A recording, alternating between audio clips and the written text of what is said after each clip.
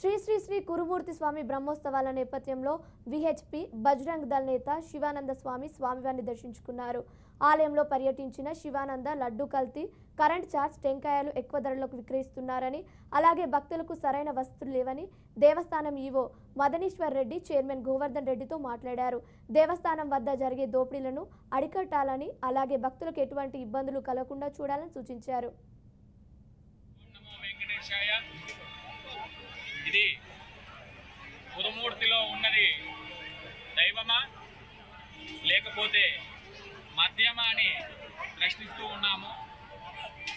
తిరుమల తిరుపతి దేవస్థానం తర్వాత పేదల తిరుపతిగా పేరుగాంచినటువంటిది కురుమూర్తి క్షేత్రము.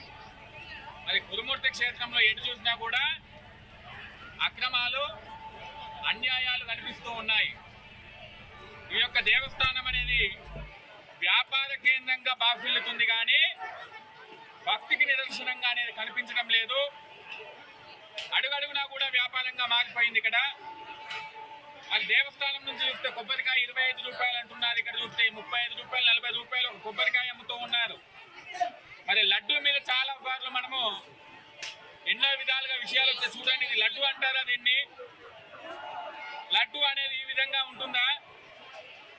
గతంలో లడ్డు మీద చాలా ఫిర్యాదులు వచ్చాయి, అయినా కూడా పాలక మండలి స్పందించడం లేదు. ఇక దేవాలయంలో చూస్తే కనుక ఎక్కడా కూడా భక్తులకు సరైనటువంటి సౌకర్యాలు లేవు. మేము తెలంగాణ రాష్ట్ర ప్రభుత్వాన్ని ఒకే విషయాన్ని మేము కోరుతున్నాము.